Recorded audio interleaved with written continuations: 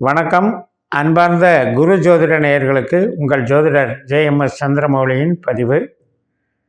இந்த பதிவில் நம்ம பார்க்க இருக்கிறது சனி நேர்கதி பயணம் கும்பராசியில், சூரியன் விருச்சிக ராசியில் நவம்பர் 16 முதல் டிசம்பர் 15 வரைக்கும் சூரியனுக்கு நாளில் அர்த்தாஷ்டம சனியாக எப்படியெல்லாம் இயங்குறாருங்கிறத பற்றி பார்க்க இருக்கிறோம். 12 லக்னத்திற்கான பதிவுகள் தனித்தனியாக நம்ம பார்க்கலாம். இந்த பதிவில் மீன லக்னத்துக்கான ஒரு மாதத்துக்கான பலன், அதாவது நவம்பர் 16லேருந்து டிசம்பர் 15 வரைக்கும். இது மாத பலனாக சொல்லலை, சூரியனுக்கும் சனிக்கும் உள்ள இடைவெளியை பற்றி இந்த பதிவில் நம்ம ஆய்வு பண்ணுறோம். நமக்கு விரை சனியாக இருக்கிற சனி வக்கரகதியாக இருந்தவர் இப்போ நேர்கதியில் போயிட்டுருக்கார். ஆனால் நட்சத்திரம் அதே நட்சத்திரத்தில் தான் போயிட்டுருக்காரு, ராகு நட்சத்திரத்தில் தான் போயிட்டுருக்காரு. நம்ம லக்னத்தில் இருக்கிற ராகு சனி நட்சத்திரத்தில் போயிட்டுருக்காரு. சார பரிவர்த்தனையில் 2 பேர் இருக்காங்க. அது சனி ராகுனுடைய பலன். இப்போ நம்ம சனியினுடைய நட்சத்திரத்தில் ராகு இருக்கிற மாதிரி இன்னொரு சனியினுடைய நட்சத்திரமான பூசத்தில் செவ்வாய் இருக்கார். செவ்வாய் நம்மளுக்கு பணம் மற்றும் பாக்கியத்தை கொடுக்குறவர் இல்லையா, அவர் அந்த இடத்துல போய் சனி நட்சத்திரத்தில் இருக்கிறது 5ஆம் இடத்துக்கு பாதிப்பு ஏற்படுது. 5ஆம் இடம்னா என்ன? சந்தோஷம், குழந்தைகள், நமக்கு ஒரு விளையாட்டு, ரெக்ரியேஷன், மூளை உழைப்பு, கிரியேட்டிவிட்டி மைண்டோடு செய்யக்கூடிய செயல்பாடுகள், ஒரு விவேகம், இதெல்லாமே டிஸ்டர்ப் ஆகுது. அதே மாதிரி தான் 9ஆம் இடம், வெளிநாட்டு தொடர்பு, அந்நிய நபர்கள், பழக்க வழக்கம், பூர்வீகம், தந்தை வர்க்கம், இதெல்லாம் 9ஆம் இடம். ஸோ இந்த 5ஆம் இடத்துக்கும் 9ஆம் இடத்துக்கும் சனி நல்லா இல்லை அப்படிங்கிறத தான் சனி சொல்கிறார். அதனால் அந்த 5ஆம் இடம் 9ஆம் இடத்துக்கு தடுப்பாக செயல்படுகிறார் சனி. அதனால் இந்த விரைய சனி வந்ததிலிருந்தே நமக்கு என்ன ஆகுது, ஒரு பெருசாக ஒரு கற்பனை திறனோடு எதிர்பார்த்த சம்பவங்கள், நிகழ்வுகள், ஒரு என்டர்டெயின்மெண்ட்டு, மகிழ்ச்சி, சந்தோஷம் பெருசாக வளர்ச்சியாக இல்லை. அதுக்கு எல்லாருக்குமே அப்படி நடக்காது, அந்த திசாபுத்திகள் நடக்கணும். இப்போ சனி திசாபுத்தி அந்த நடக்கிறவங்களுக்கு தான் இந்த பிரச்சனை. 12ல் சனி இருக்கிறனால மீன லக்னக்காரங்க அத்தனை பேருக்குமே அது சனி 5ஆம் இடம் கெட்டு போச்சு, குழந்தை பிரச்சனை வருது, 9ஆம் இடம் பூர்வீக பிரச்சனை வருதுங்கிறது இல்லை. இதில் டெப்த்தாக என்ன புரிஞ்சுக்கணும் அப்படின்னா, அந்த பாவத்துக்கு நல்ல நிலைமையில் சனி இல்லை, அதனால் சனி திசை புத்தி அந்தரம் நடக்கிறவங்களுக்கு அது சாதகமாக இல்லைன்னு எடுத்துக்கணும். ஆனால் அதே நேரத்தில் இப்போ நம்மளுக்கு ராகு திசை நடக்கலாம். அப்போ ராகு திசை என்ன பலனை கொடுக்கும்? ராகு சனி நட்சத்திரத்தில் தானே உட்கார்ந்துருக்காரு. இப்போ சனி 12ல் தானே இருக்கார். அப்போ ராகு திசை என்ன பண்ணும் அப்படின்னா, நமக்கு சிந்தனைகளில் ஒரு தொய்வை ஏற்படுத்தி கொடுத்துரும். சிந்திக்கிறதே நம்ம லக்னம்தான். என்னவெல்லாம் செய்யலாம் அப்படின்னு டெய்லி ஐடியா பண்ணுறதே லக்னம்தான்.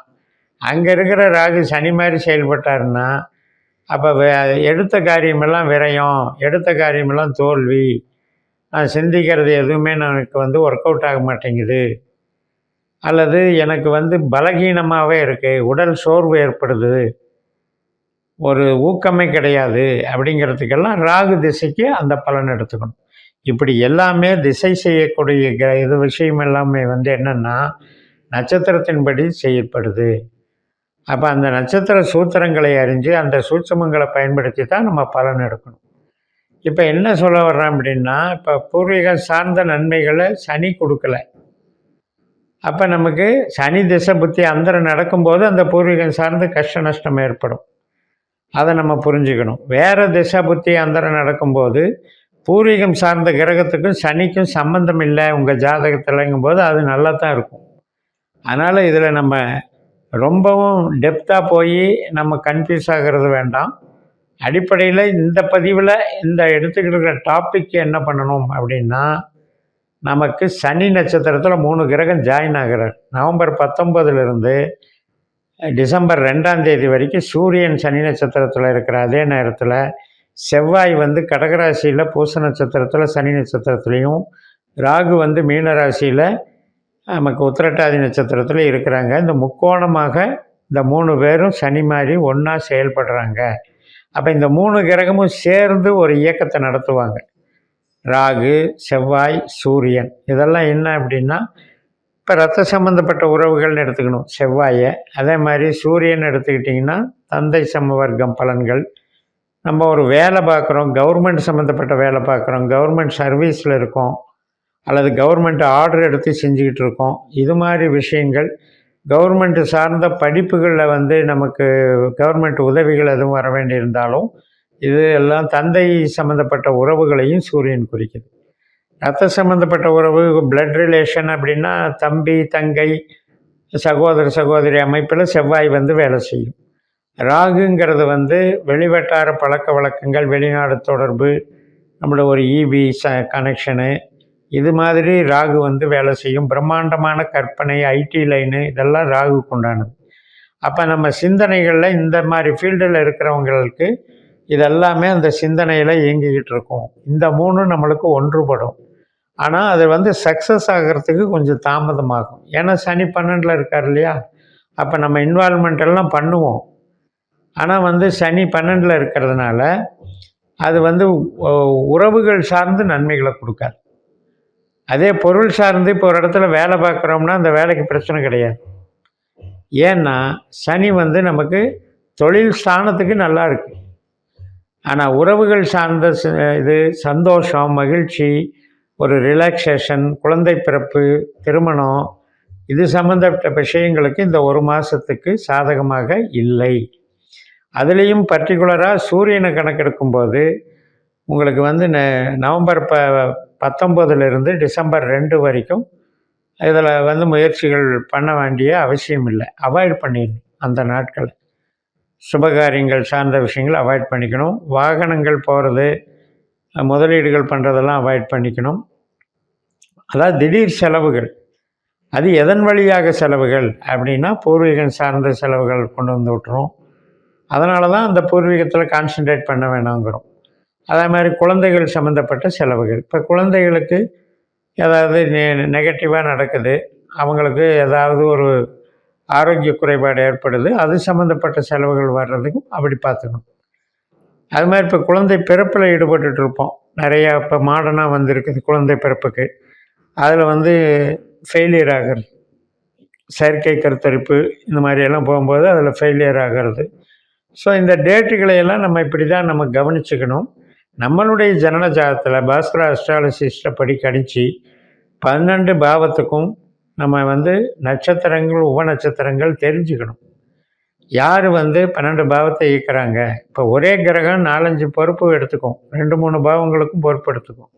அதெல்லாம் நம்ம டைமில் வந்து விதி கொடுப்பனை என்ன சொல்லுது நம்ம பிறந்த டைம்லங்கிறத நம்ம கவனிச்சுக்கணும். அதை வச்சு தான் நம்ம வந்து அந்த பிஹேவியரும் அமையும். நமக்கு விதி கொடுப்பனைப்படி தான் திசாபுத்தி அந்த டைமில் அந்த கொடுப்பனையை நமக்கு வழங்கும். அது துல்லியமாக நமக்கு எந்த டைமில் நடக்குதுங்கிறத இந்த கோச்சாரம் வந்து சப்போர்ட் பண்ணும். இப்போ கோச்சாரம் நெகட்டிவாக இருக்குது, திசாபுத்தி நடந்துக்கிட்டு இருக்குது, கோச்சாரம் நெகட்டிவாக இருக்குன்னா தற்காலிகமாக அது நெகட்டிவாக தான் நடக்கும், சாதகம் இல்லாமல் நடக்கும். அதனால் நம்ம வந்து இந்த 12 பாவ அதிகாரிகளை தெரிஞ்சுக்கிட்டு ஒவ்வொரு கிரகமும் எந்த நட்சத்திரத்தில் போகுது, அது எந்த பாவத்தை இயக்குதுன்னு தெரிஞ்சுக்கிட்டு அந்த பாவத்துக்கு நல்லா இருக்குது நல்லா இல்லை அப்படிங்கிறத புரிஞ்சுக்கிட்டாலே நம்ம கேள்விக்கு ஈஸியாக பதில் கிடைச்சிடும். நம்ம எதுக்காக விருப்பப்படுறோமோ அது வந்து இந்த டைமில் சாத்தியமா அல்லது எப்போ அது மறுபடியும் நடக்கும், அந்த எதிர்பார்த்த நிகழ்வுக்கு வந்து எந்த திசா புத்தி காலங்கள் சாதகமாக இருக்கும் அப்படிங்கிறதெல்லாம் இதில் தெரிஞ்சு பயணித்தோம்னா ஜோதிடம் வந்து மிக எளிது. அட்வான்ஸ்டாக போயிட்டுருக்கும்போது நமக்கு தொழில் பலவேறுபட்ட தொழில்களை பார்க்குறோம். மூளை உழைப்பு சார்ந்த தொழிலையே பல பிரிவுகள் இருக்கும். ஒருத்தருக்கு வந்து ஃபீல்டு ஒர்க் இருக்கும், ஒருத்தருக்கு வந்து வெறும் டேபிள் ஒர்க் இருக்கும். இப்போ அக்கௌண்ட்ஸில் வேலை பார்க்குறவங்களுக்கு ஒரு கிரகம் இயங்கும், ஒரு பாவம் இயங்கும். அதே மாதிரி ஐடியில் வேலை பார்க்குறவங்களுக்கு ஒரு பாவம் இயங்கும், மருத்துவத்தில் வேலை பார்க்குறவங்களுக்கு ஒரு பாவம் இயங்கும். அப்போ எந்த பாவம் நமக்கு திசை ரீதியாக செயல்படுகிறது, புத்தி ரீதியாக செயல்படுகிறது, அப்போ அந்த கொடுப்பினைகள் நமக்கு சாதகமாக இருந்தால் அந்த திசையில் அந்த கொடுப்பினையை நம்ம அனுபவிப்போம். நம்ம கேட்ட கேள்விக்கு கரெக்டாக நல்லது நடந்துக்கிட்டே இருக்கும். ஆனால் அதுக்கு ரிவர்ஸான இதில் இருக்கும்போது தவறான ஃபீல்டை தேர்ந்தெடுத்துக்கிட்டு அந்த தவறான ஃபீல்டிலே பயணிச்சுட்டு இருக்கும்போது நமக்கு எதிர்பார்ப்புகள் இருந்தாலும் கூட அது நடக்காது. அப்போ ஒன்று முயற்சி நம்ம எதில் செய்யணும் அப்படின்னா, நமக்கு விதிக்கப்பட்ட கொடுப்பனைக்கு நாம் உடன்பட்டு போகணும். அப்போ நமக்கு அந்த பாவம் வேலை செய்யும். அந்த பாவம் வேலை செய்கிற வரைக்கும் நம்மளும் காத்துக்கிட்டு இருக்கணும். இப்போ தற்காலிகமாக நமக்கு 8ஆம் இடமோ 12ஆம் இடமோ நடந்தால் இது எந்த ஒரு இதுக்குமே சாதகம் இல்லாத ஒரு நிலைமை. அப்போ நிறைய பேர் போராட்டத்தோடையே வாழ்ந்துட்டுருக்காங்க, கஷ்ட நஷ்டத்தோடையே ஒரு அடிமட்ட ஒரு வேலையில் இருக்கிறாங்க அப்படின்னு பார்த்திங்கன்னா, அவங்களுக்கு கொடுப்பினை வீக்கு அப்படிங்கிறத நம்ம புரிஞ்சுக்கலாம். ஸோ அது மாதிரி நமக்கு மாற்றங்கள் எப்போ நிகழுங்கிறது நம்ம இந்த 360 டிகிரியில் நட்சத்திர கொடுப்பனையில் தான் இருக்குதுன்னு சொல்லி நிறைவு செய்கிறேன்.